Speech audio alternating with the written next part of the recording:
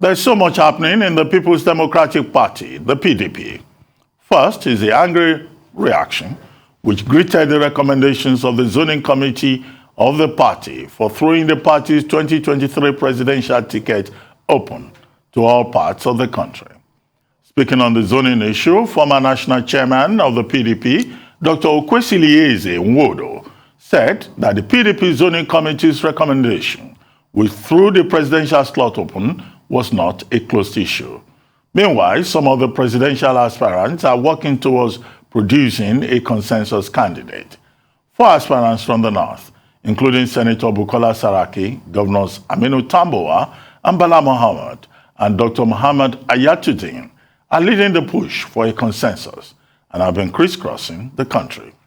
More so, the PDP National Reconciliation and Strategy Committee, led by immediate past President of the Senate, Dr Abubakar Bukola Saraki, has submitted the committee's report to the party's National Working Committee. While submitting the committee's report, Saraki urged the party's National Working Committee to adhere to the principles of equity, justice, fairness, good conscience, and inclusiveness in the 2023 general elections. The chairman of the PDP NRSC also charged the party leaders to scrutinize the process in the selection of the people who will be sent to go and conduct the 2023 primary elections. For more clarification on the activities of the PDP, especially contending issues brought before the National Working Committee, we are now being joined by the National Publicity Secretary of the party, Debo Ologunagba. Debo Ologunagba, good morning, and thank you for joining us on the morning show.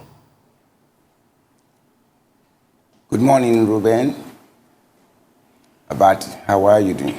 I'm fine, good. Thank you for joining us. Very quickly, when is the National Executive Committee of the party going to consider the recommendations of the 37-member zoning committee led by Governor Samuel Otom of Benue State? Because yesterday we had Governor Otom on this program, and he was saying that no decision has been taken yet on the issue of zoning, but that what his committee has done so far is to make recommendations. How soon will NEC meet, and where is the National Working Committee involved in this? If you could help us with useful clarifications in this regard. Thank you, Dr. Abati, and thank you for having me once again. Good morning. Morning. Well, the PDP, like I always emphasize, is a party that has processes, that has its own regulations and follows its procedures.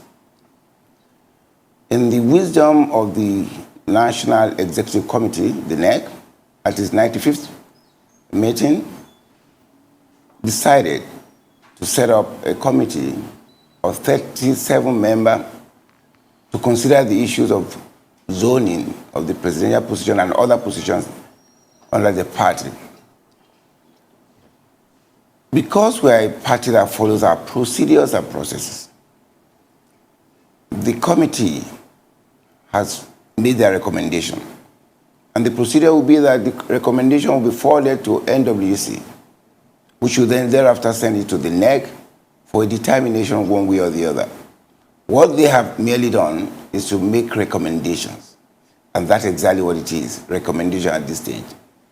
When it is passed over on to the National Working Committee, then of course a date for a NEC meeting will be slated for the consideration of that report. So we are in the process of doing all that. As soon as the report is delivered to the National Working Committee, which I believe in the next couple of days, maybe 1 or 2 days, then we'll convene a meeting of the NEC for a consideration of the recommendation therein, and then to make a decision one way or the other.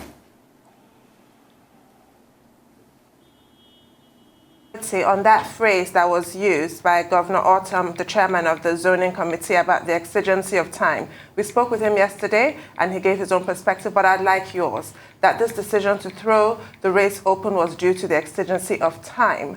What exactly does that mean? And does that not show that there wasn't a clear roadmap from the start? Well, again, I go back to the fact that the PDP is an organic party that has its own processes, has rules and regulations, and follows through with that. And back to the issue of the exigency of time. I am not a member of the 37-member committee. I'm sure in their consideration of all the issues, the chairman of that committee, Dr. Otom of Benue State, had conveyed to you, according to your reporting now, that he said exigency of time. I am not privy to the content of that report as at the moment, so I probably won't be able to comment other than the statement made by the chairman of that committee.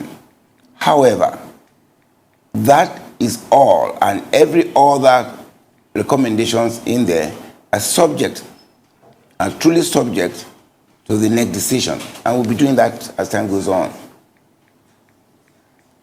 How organic, really, is the internal democracy of the PDP? You claim it's an organic party. How organic is the internal democracy of the PDP? Well, it's organic in the sense that from time to time there are modifications, and we try to evolve with the times. So because this party has a basis, has a vision, has a mission, that's what I mean by organic, and it's growing from stage to stage, from year to year, depending on the exigency of the time or the dynamics of the times. To let you know the fact that the PDP is truly, truly organic in terms of internal democracy. That we have various organs of the party, and every organ of the party has its role as we evolve as a party. But I tell you this, in terms of complying with our rules and regulations, we are very compliant to the extent that we ensure that internal democracy, participation is expanded as we proceed. You will recall at the National Convention, just in line with the recommendation and the position of our party, election can either be direct, indirect, or by consensus.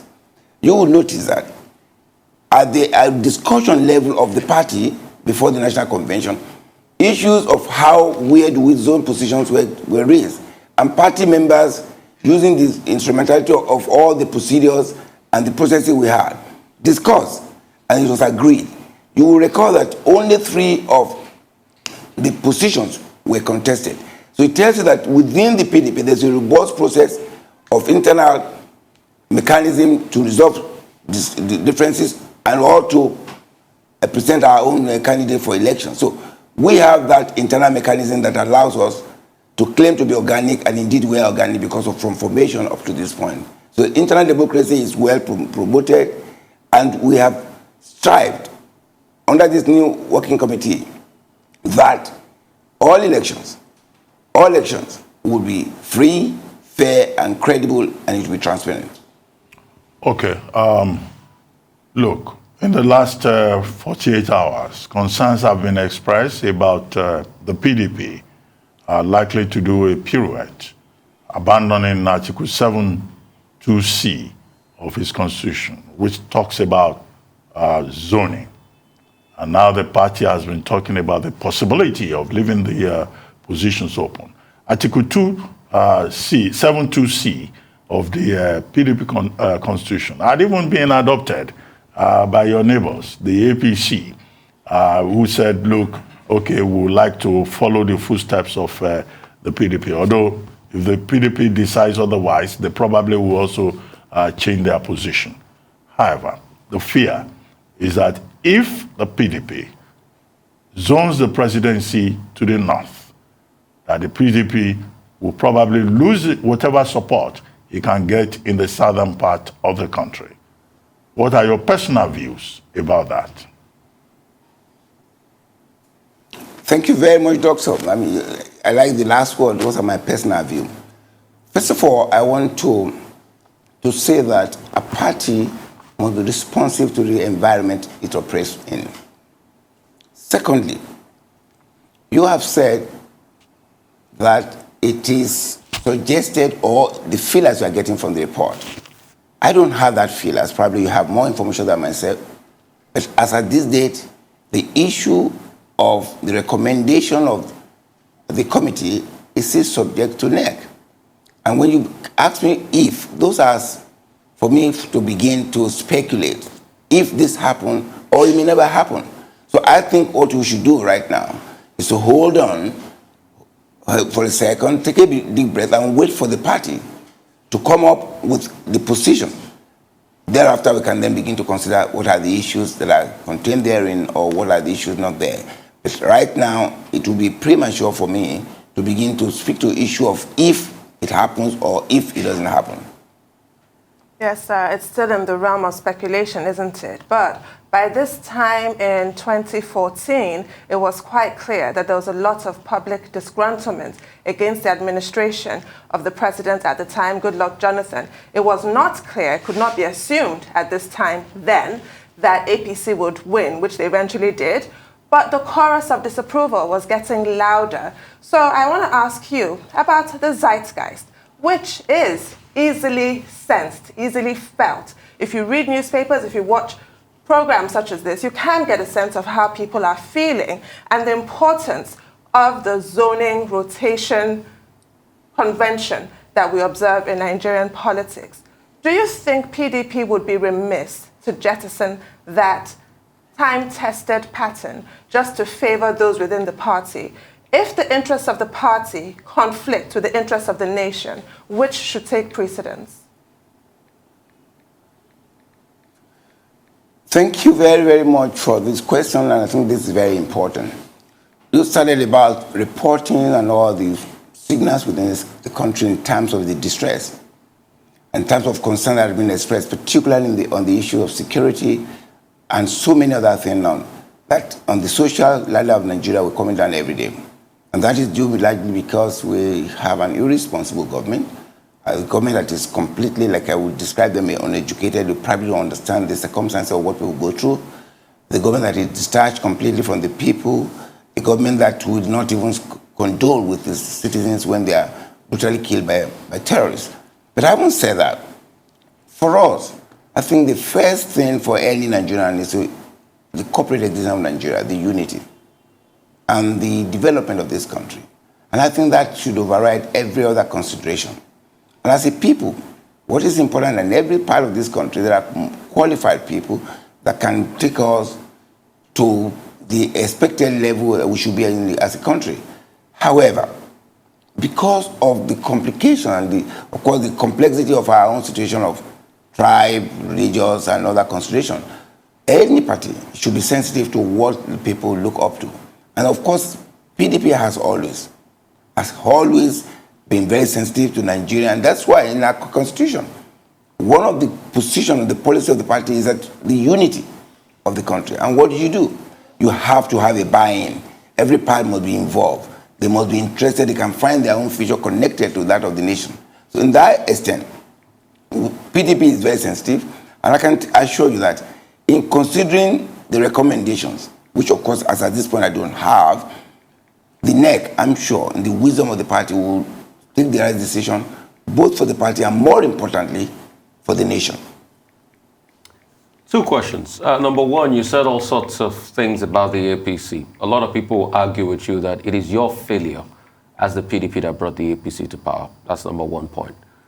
The second point will be, I keep hearing this argument in the PDP folk. In fact, they have taken advertorials in other TV channels. And this is the argument that, okay, yeah, the North has not completed its time because of the death of Umar Musa Yar'Adua, and the path to a presidency is presenting a Northern candidate on the PDP ticket. Two things I'll ask you. Hypothetically, if the PDP presents a Northern candidate and the candidate doesn't win, is it that the argument will continue that a Northern candidate must be continuously presented until the candidate wins? Secondly, what do you think that will do for the unity of the country, which you say is priority to your party, that after 8 years of a Northern president, you have another 8 years, hypothetically, of a Northern president if the PDP wins?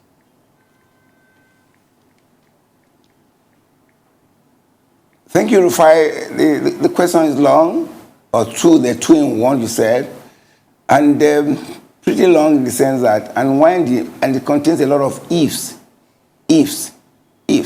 Those are semantics. Those are imagination of what may or may not happen. But I go back to the question, the first question, which is why, and the argument is the fact that PDP was the cause of all the problems, and that's the narrative of the APC. But I'll tell you this, one word. If you don't want the heat, then don't go near the kitchen. APC said they had a change to change this country.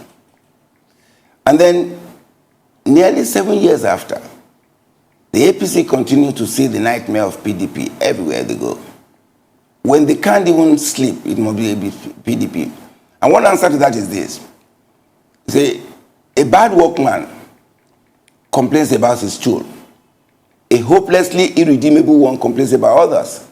The APC has become an irresponsible, hopelessly irredeemable, that everything they talk about is lie. What worries me is that when somebody, adult, father, grandfather, comes on live TV to the whole world from your own kind of network to speak lies and propaganda, it is saddening for this country. On security, they keep telling us we're improving every day. But people come out in body bags every day. We've probably lost count. From the first quarter of this year right now, Nigerians reportedly killed are over 2,000. I mean, that's not the government even in our own view. But again, the issue of if when it comes to our own party structure and what we believe about Nigeria, I think the challenge we have in this country is not so much about where anybody comes from. It is because there have been failure of leadership over the years, then people begin to feel that, oh, if my person or my religion or my tribe is not there, then I won't be secure or I won't be comfortable. I think until this country begins to have this concept of unity in terms of having the best, put the best foot forward, that way, nobody cares about where you come from. The challenge today is because there's always this failure of governance over the years, and people begin to feel, hey, I'm not part of this. And of course, challenge of that is that this APC government started with the process of dividing this nation, and that's where the disunity is coming from. The president, you recall, then spoke outside the country about 97% and 5%. That is division down the road. And people, when you feel that you're not part of that process, you feel alienated, and then the idea, every little thing begins to look. But he projected and promoted ethnicism in his appointment. You notice that. Look at the irony today in Nigeria. Majority of the security chiefs' heads are from the Northwest. But today that's where we have the highest number of banditry, attacks on planes, attack on the rail line. That should be disturbing to us. I say, as a party, what we are offering to Nigeria is that idea of nationhood, where every part of this country will feel connected to the country. And then the issues of where you come from becomes irrelevant and probably get to the back burner. But I think the issue for us is about the unity of this country, because we can only be president or coming from a particular station if we have a country that is peaceful. I mean, I just said to myself a while ago that in Ukraine, nobody is practicing politics today because the challenge is there. We want to get our country back together. The PDP is ready for that. And that we're set to rescue this country from the abyss and then rebuild it together with every Nigerian, irrespective of religious, cultural, or political leaning. Okay. Is the PDP really ready to take over power in 2023? Because, you will imagine that by now, the strategy of the PDP will be quite clear. The determination will be better expressed.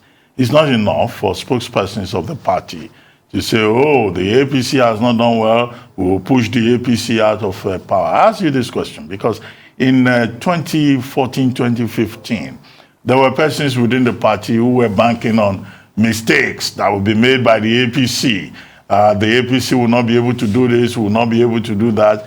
That same error was repeated in 2019. What concrete strategy is the PDP really putting in place to mobilize its grassroots and to convince the grassroots that the PDP leadership is ready to take over power and will do things differently if he came to power? Thank you. I mean, this is about the most important question here. What would we do differently? First of all, you are a strategist and you are experienced one at that. You don't discuss your strategy on live TV. So we have a strategist. However, Nigerians need to know, because they need to have a comparison between where we were 6 years ago, 7 years ago, and where we are today. And so the question is very simple. Are you better now than you were 6 years ago? And the 6 years ago we're talking about with the achievement of PDP, the economy was moving up. There was less strife in this country. The unity was at least better than now. They completely were disunited right now. The unemployment rate then was 7.3, today is 33 plus X where it is counting, we don't know what it is. The inflation rate we can is about hovering between 15 and 18%. The universities are shut down. The rails, you can't go through there. The air is a challenge. The road, of course, we know because of the infrastructure decay and the lack of empathy of this government, where there's a complete absence of leadership in the APC government. And Nigerians know that in the days of PDP, there was clear leadership. When mistakes made, yes, we do it. But the party has reformed itself and is reforming constantly. And that's why when we started with the National Convention, we went for a retreat, for a 2-day retreat to show to Nigerians that this is what we're capable of doing. On the security, the main issue that there must be sense of belonging to this country so that people can feel that, yes, we have a future in it. 2, there must be a partnership between the security agency, government, and the communities, because it is only when you have information that you can begin to act on it. Thirdly, we must have a government that is not completely accommodating. And I'll say this is with all sense of responsibility. A self-confessed terrorism apologist in government. I mean, that distress, and that Nigerians are watching. They know this. They know that if you have somebody at their level of government and who is critical in the communication sector, again, that should disturb us. So for us as a party, we are ready. Nigerians know we're ready. The strategy will be unfolding. But again, we need to remind Nigerians that 6 years ago and now, the challenge is completely different, and Nigerians know that the party that was available, that could protect them, that was talking to them, that was listening to them, was the PDP government. And all the infrastructure we're talking about today, the rail line started under the PDP, and they are all signed programs that are going on. The airport renovation under the PDP, the economy of this country grew as #1 in Africa, destination point for investors. All that we've lost.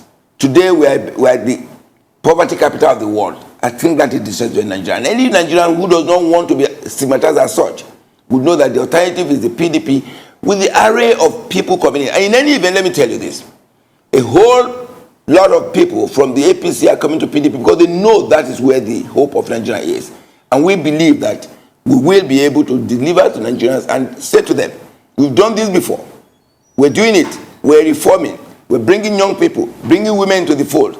And of course, that is representative of Nigeria. We are available to lead this country from the array of aspirants. That tells you that, yes, this is where the quality is, and it can't be another place.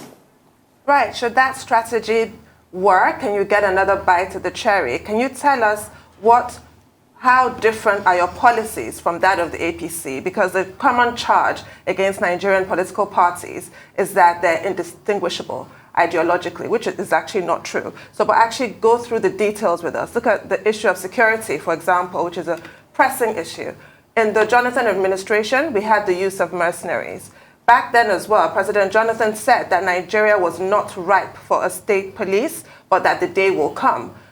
Contrasted now with what we have under the Muhammadu Buhari administration, where he absolutely stands against the use of mercenaries and absolutely rejects state police. Let's talk about what kind of policies that we'll see if PDP should regain power in 2023. Yes. First of all, I started in my last conversation with you that the first principle for you to have a secure nation is to have the buy-in of your citizens. And at some point, whether we like it or not, there must be state police in this country. We can look at the framework of how to do it, what is the laws to guide it, ultimately because security is actually a local issue. When you get the information, you can see right on what is required is the coordination. But the biggest challenge for me under the APC government is the fact that within the APC, there are apologies for terrorism. You recall the late Dr. Melafia gave a vivid encounter and discussion and details about how terrorism was festering and some people in high places were in support of it. So the government must be determined to do that. Now, when you talk about what would PDP do differently in that, when you bring people together, ownership becomes part of the process that drives the working together of the people. So we are determined on doing that. And you have seen that from what we do. Everything that we do right now is centered on our people because they need to be secure to even begin to enjoy that part of life. So the biggest concern for us is to ensure that we bring our people back together by way of our own communication and the people that the fact that you see every part of Nigeria in our government. We should have a rainbow coalition, not 97.5%. So for us, I can say that we, as a party that have done it before, did very well. Like I said earlier, of course, did we make mistake? Yes, we did. But are we ready to get away from the mistake? Yes, we are. Are we willing to listen to advice from experts? Yes. These are all missing link between this from APC government. They don't take advice either from their own committees of the National Assembly when they spoke about the security of this country. Because they believe they know everything because there's an arrogance in failure. And then what is very reprehensible is the fact that there are spokespersons for the party that will come forward and reel out the non-existing achievement. You recall that sometimes ago they talk about rice. And we describe it as a pyramid of lies. These are people, there was no rise anywhere because there was no corresponding reduction in the price. If there's a production increase, of course, there will be a corresponding reduction in the price. But again, that's not the case. So for us, we know this government has failed. And Nigerians, good thing that Nigerians are hoping on PDP. And that's why we're very, very careful to make sure that we follow our processes, we have the rules and regulations, and ensure that there's a free and easy playing field for everyone to participate. That way there will be inclusiveness, there will be support, there will be protection, and of course, we can move together as a nation and as a people. All right. In 2018, your then party chairman apologized for the failures of the PDP while they were in government. His words, "We have failed, we are sorry, and Nigerians sanctioned us at the polls." Those were his words.